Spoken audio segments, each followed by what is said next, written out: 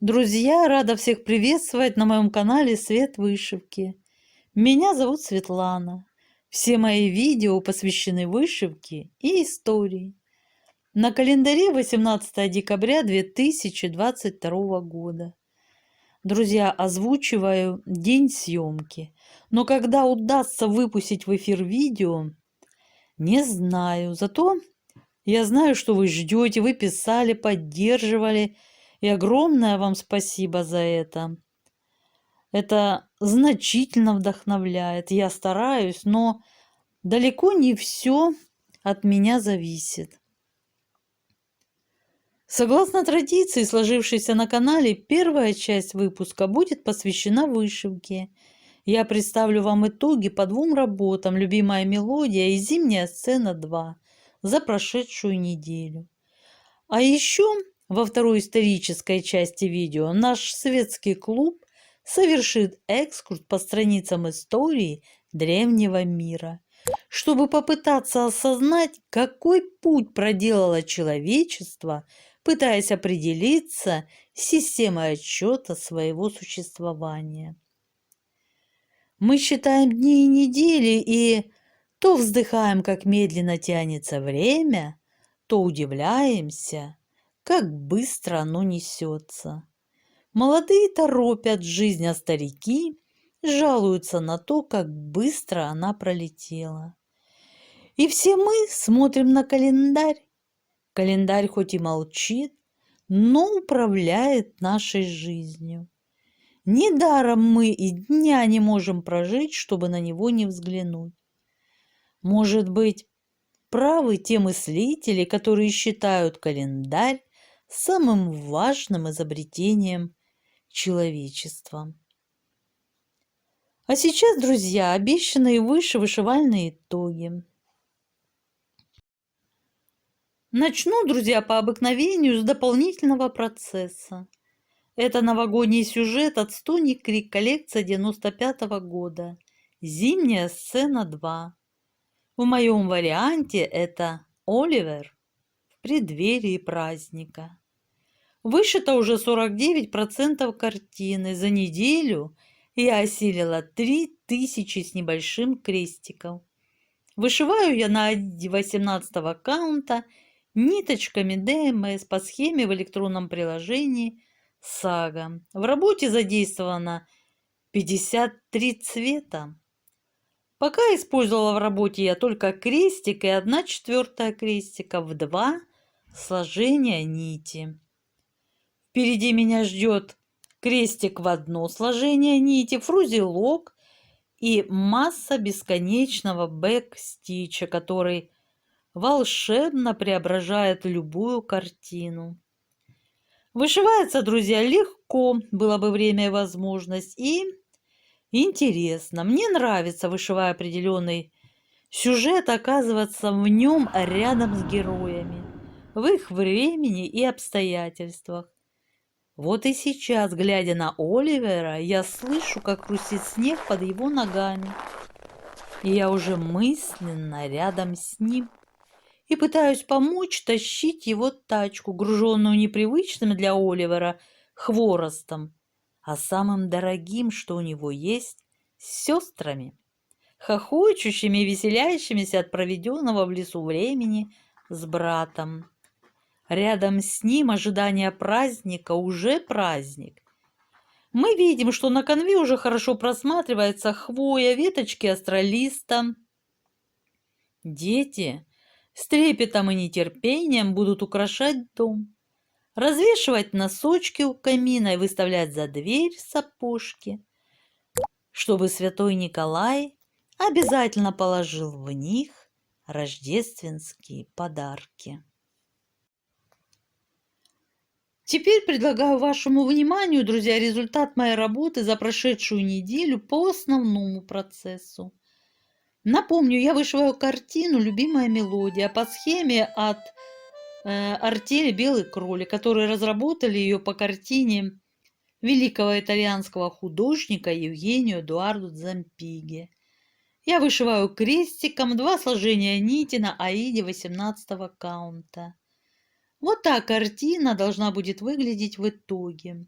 На начало отчетного периода моя работа выглядела вот так. А вот так картина выглядит сегодня, спустя неделю. Для любителей математики, как всегда, озвучу результат в цифрах.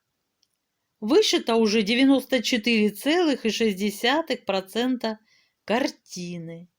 В крестиках это составляет 228 986. За отчетный период мне удалось вышить 6200 крестиков. И до полного окончания работы осталось 12 934 крестика.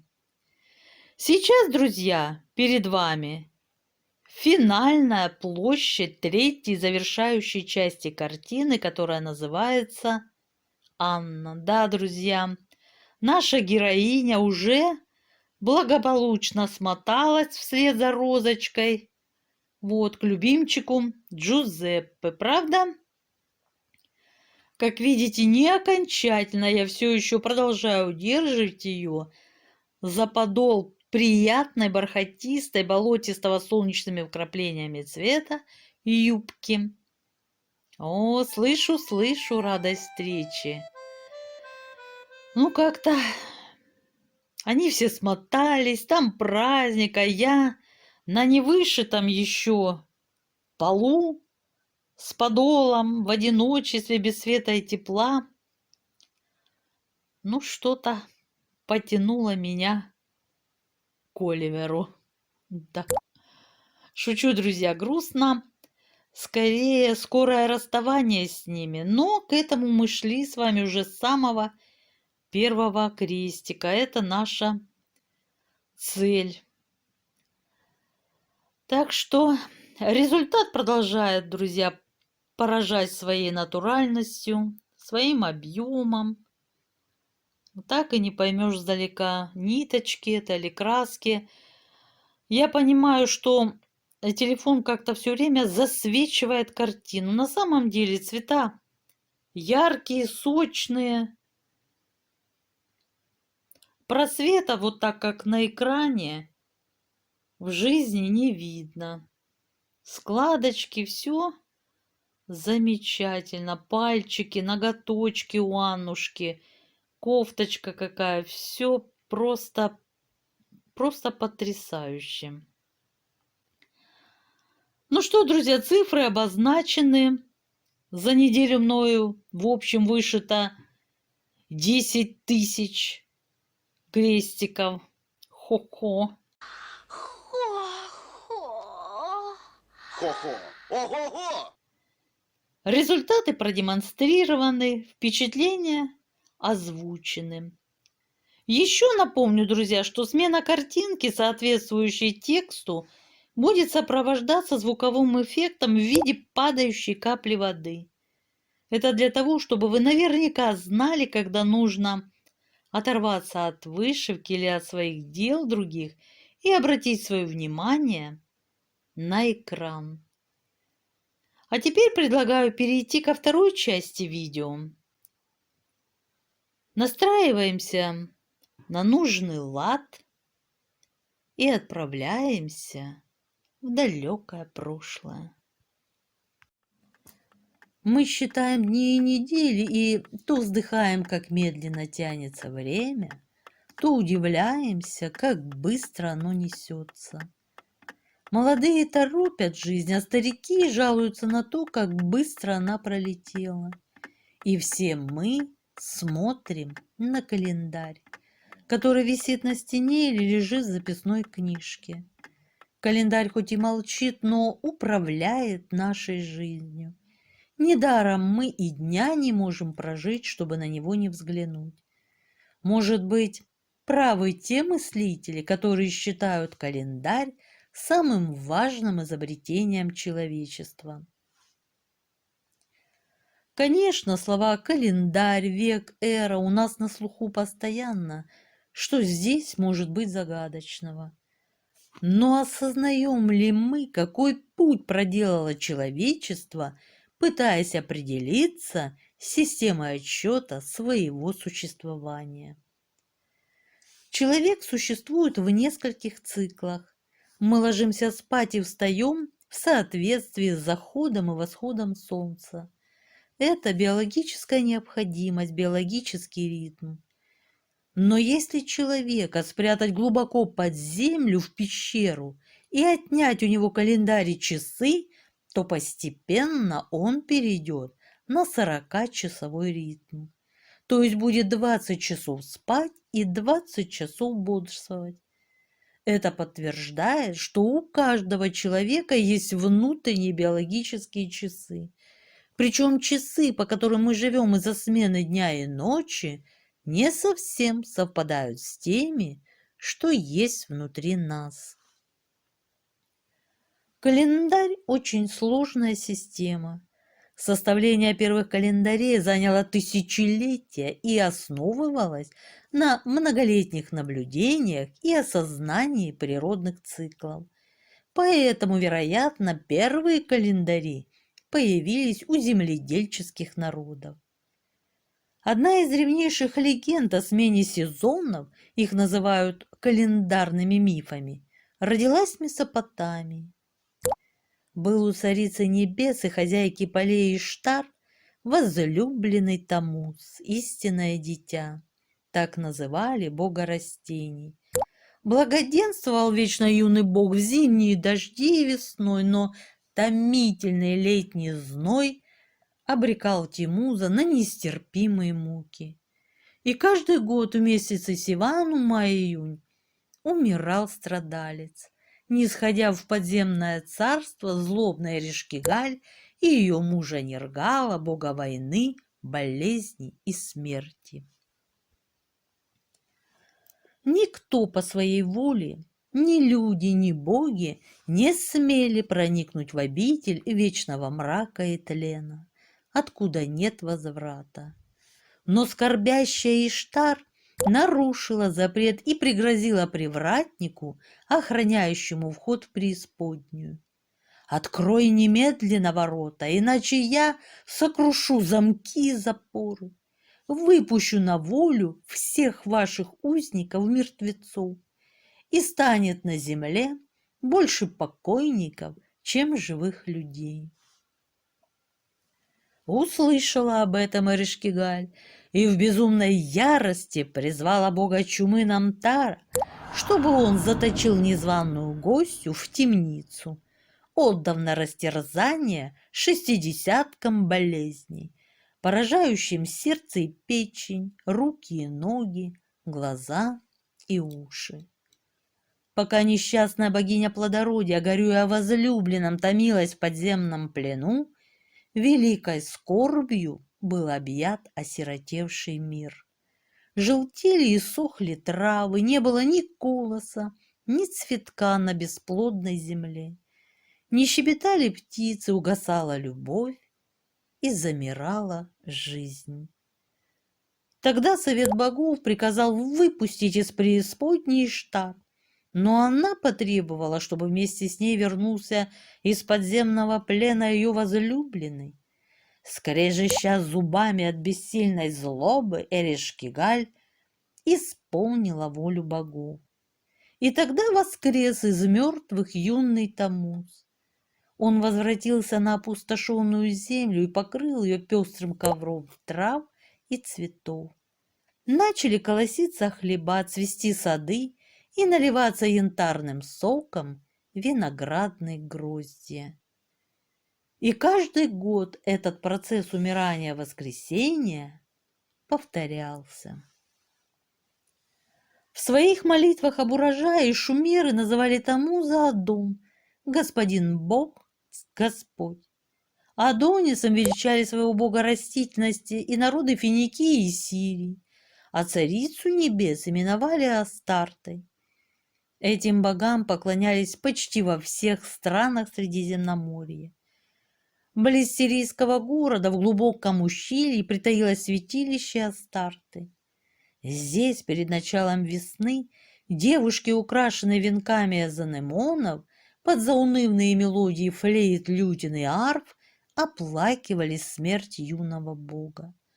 Потом, под пронзительные звуки труб и грохот барабанов, пели и плясали, возвещая праздничный день воскресения Адониса. Из Финикии эта поэтическая сказка перекочевала на остров Кипр, а оттуда в Грецию.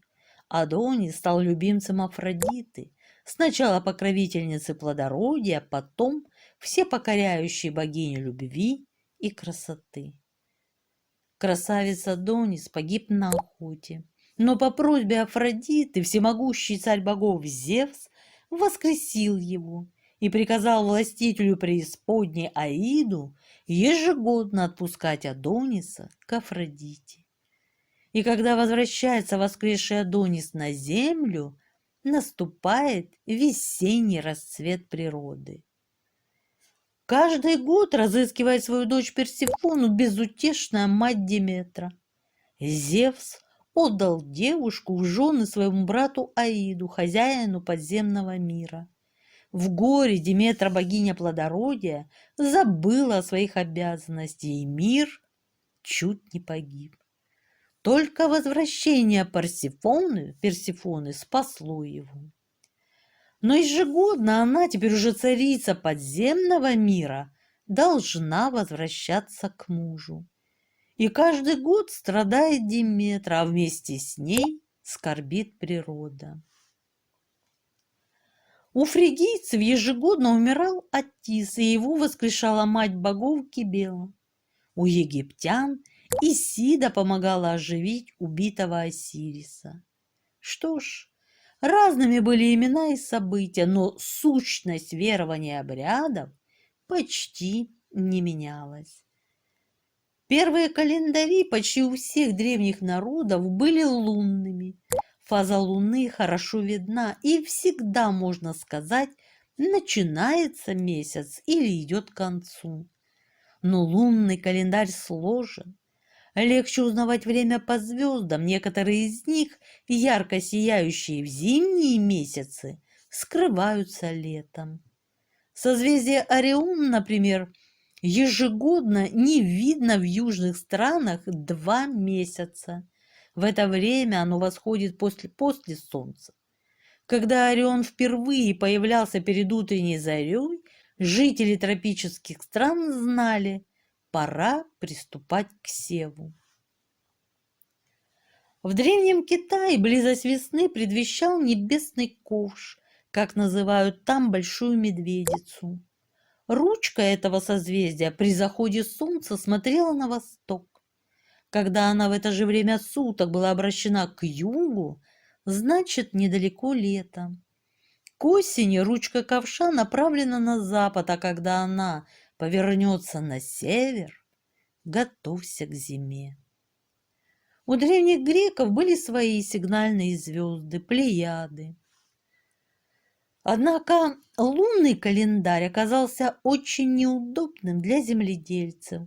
Лунный месяц составляли 29,5 суток, поэтому количество дней в месяце чередовалось то 29, то 30, а год составляли 354 дня. Причиной этого было несоответствие лунного года астрономическому.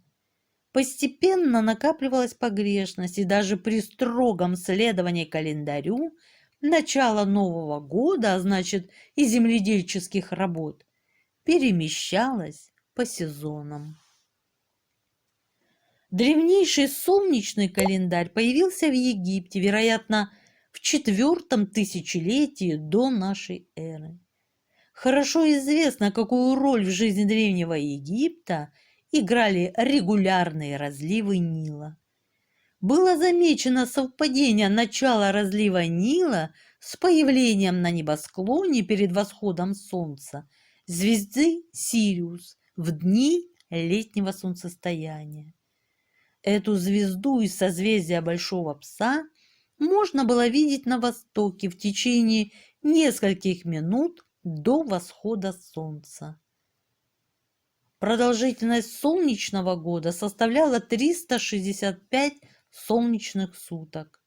В нем было 12 месяцев по 30 суток в каждом, плюс еще 5 дополнительных дней по посвященных покаянию и памяти умерших сородичей. Но и этот календарь был не безупречным. Новый год постоянно перемещался, поэтому такой календарь называли блуждающим. Современный международный календарь является солнечным.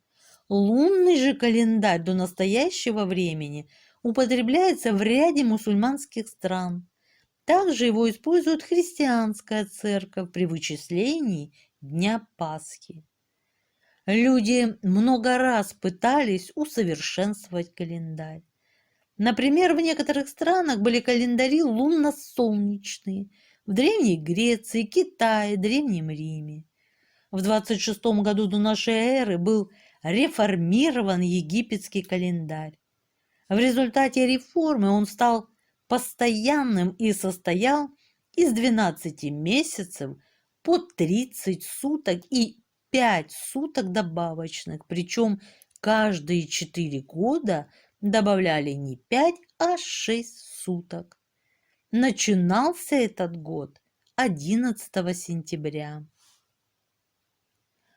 Риму мы обязаны самим понятием календарь. Календы – первый день нового месяца. Календариумом называлась долговая книга. Оплатить проценты по долгам в Древнем Риме было принято в первый день месяца. В Древнем Риме с VII века до нашей эры использовался лунно-солнечный календарь, в котором было 355 дней, делившихся на 12 месяцев. Суеверные римляне боялись четных чисел, поэтому каждый месяц состоял из 29 или 31 дня. Новый год начинался 1 марта. Неточность календаря приходилось компенсировать. Раз в 2 года вводили дополнительный месяц Марцедоний, от латинского слова «плата», равный первоначально 20 суткам. В этом месяце должны были оканчиваться все денежные расчеты прошлого года. Однако несоответствие римского и астрономического годов этой мерой ликвидировать не удалось. Поэтому Марцедонии стали вводить 2 раза в 4 года. Используя свое право вводить в календарь дополнительные дни и месяцы, римские жрецы-понтифики настолько запутали календарь, что в 1 веке до нашей эры назрела настоятельная необходимость в его реформе. После многих попыток в Древнем Риме было решено принять за основу астрономический год и разделить его на 12 месяцев. Эта реформа – одно из величайших достижений человечества, связана с именем знаменитого римского полководца Юлия Цезаря. Реформированный календарь в его честь стал называться юлианским. Для создания нового календаря был приглашен Александрийский астроном.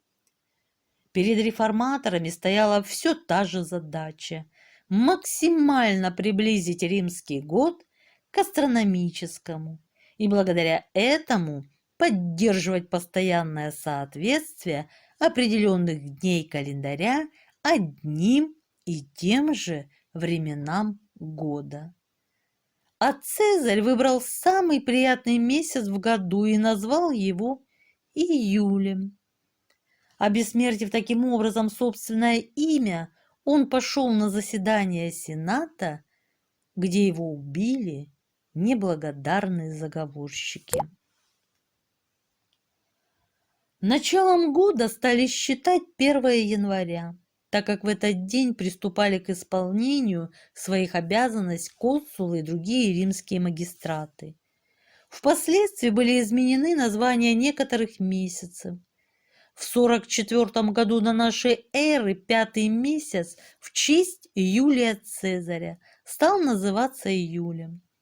В 8 году до нашей эры 6-й месяц августом в честь императора Октавиана Августа. В связи с изменением начала года потеряли смысл порядковые названия некоторых месяцев. Например, 10-й месяц декабрь, стал 12-м. Новый юлианский календарь приобрел следующий вид. Первый месяц, январь, януариус, получил название в честь двуликого бога Януса. Второй, февраль, фебруариус, месяц очищения. Третий, март, мартиус, назван в честь бога войны Марса. 4 апрель, вероятно, получил название от слова априкус, согреваемый солнцем. 5 май, Майус, назван в честь богини Майи. 6 июнь, в честь богини Юноны. 7 июль, в честь Юлия Цезаря. 8 август, назван в честь императора Августа. А у 9, 10, 11 и 12 месяца названия остались прежними. Сентябрь, септембр, 7, октябрь, октобр, 8, ноябрь, новембр, 9, декабрь, децембр, 10. Хотя это теперь не соответствовало действительности. Юлианский календарь был точнее предыдущих.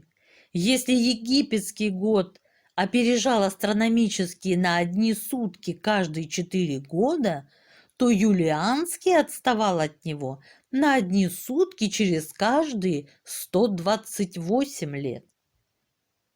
В 325 году Первый Вселенский Никейский собор постановил считать этот календарь обязательным для всех христианских стран. Юлианский календарь лежит в основе календарной системы, которой сегодня пользуются большинство стран мира. Но постепенно календарь все же стал расходиться с действительностью. Пора уже собираться на праздник, а календарь показывает, что до него еще трудиться и трудиться. А священникам пришлось совсем туго. Весеннее равноденствие, 21 марта, в конце XVI века приходилось уже на 11 марта. А это грозило в будущем, при условии сохранения равноденствия 21 марта, перемещением главного праздника христианской церкви Пасхи с весны на лето. По церковным же правилам Пасха празднуется в первое воскресенье после весеннего полнолуния, приходящегося на период между 21 марта и 18 апреля. Опять возникла необходимость в реформе календаря. Календарь оброс поправками, как днище старого корабля ракушками. Наконец, под давлением ученых и священников, Папа Римский Григорий XIII в 1582 году созвал специалистов, которые высчитали, каковы накопившиеся погрешности, и определили, что нужно сделать, чтобы от них избавиться в будущем. Автором проекта реформы был итальянский ученый, врач, математик и астроном Алоизио Лилио. Реформа призвана была решить две основные задачи. Во-первых, ликвидировать накопившуюся разницу в 10 суток между календарным и астрономическим годами.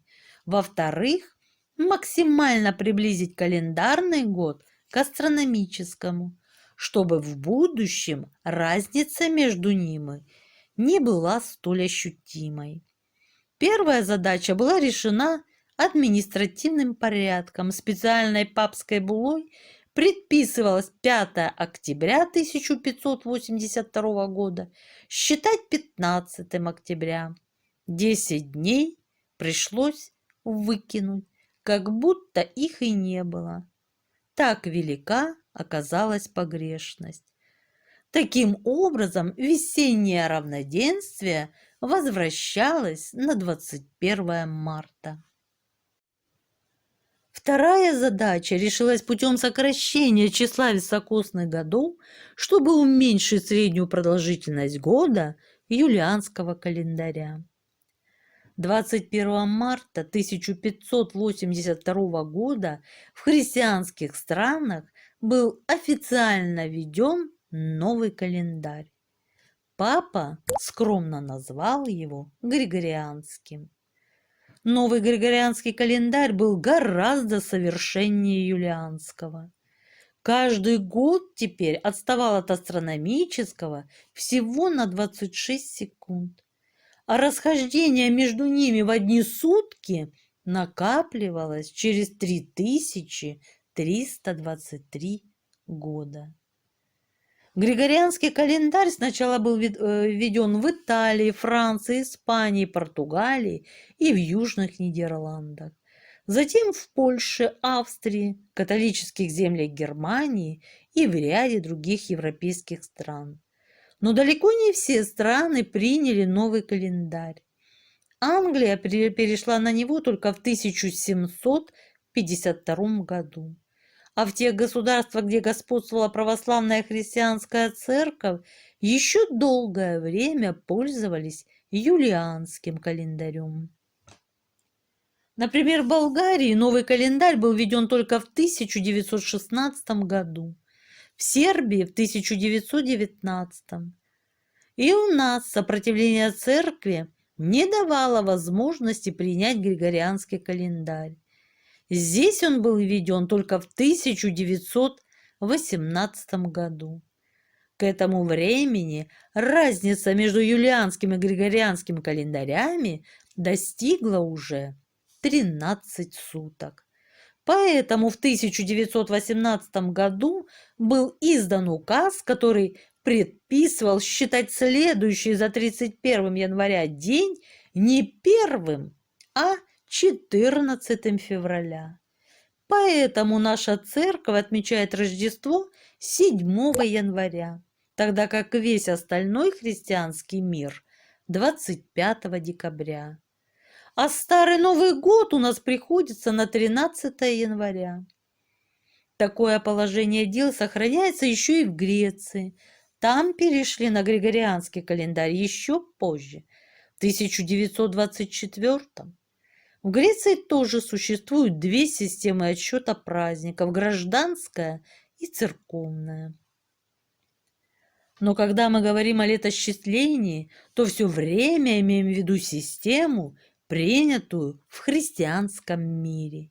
Именно в нем отсчет ведется от Рождества Христова, то есть от того дня, в который 2000 лет назад родился Иисус Христос.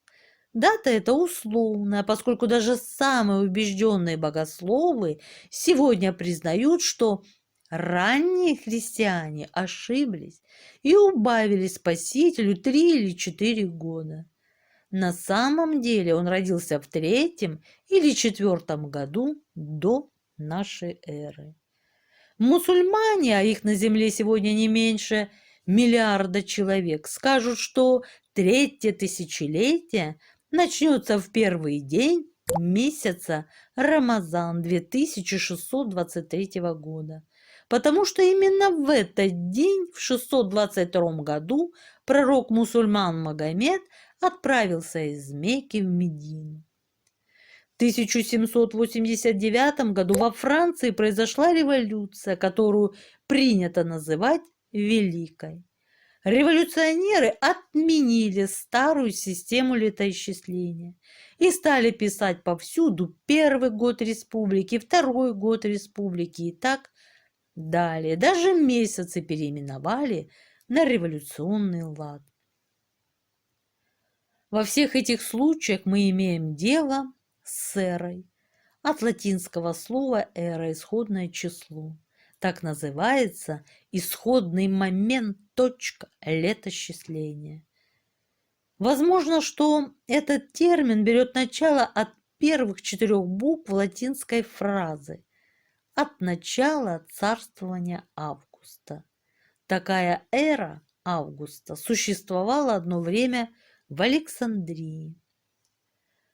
В исходной точке отсчета времени нуждается любая календарная система.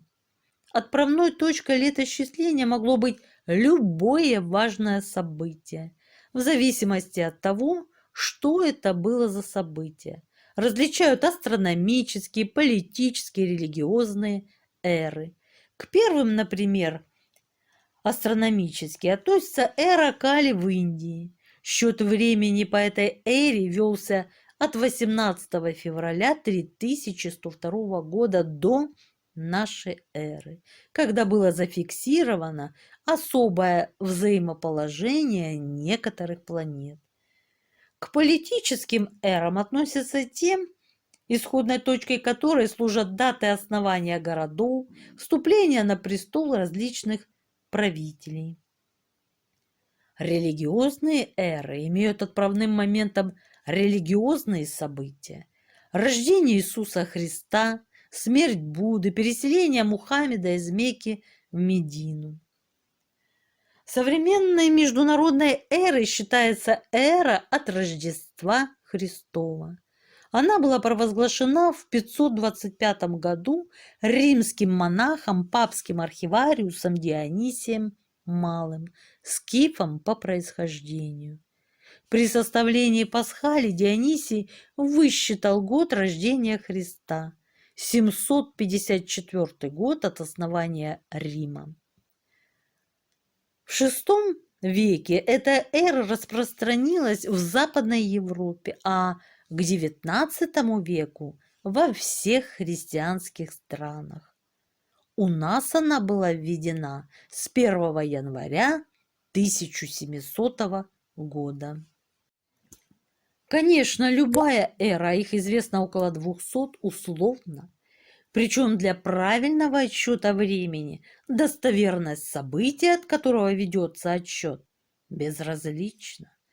Но отправляясь в путешествие по векам и странам, мы принимаем наиболее известную и знакомую нам систему отсчета годов и месяцев.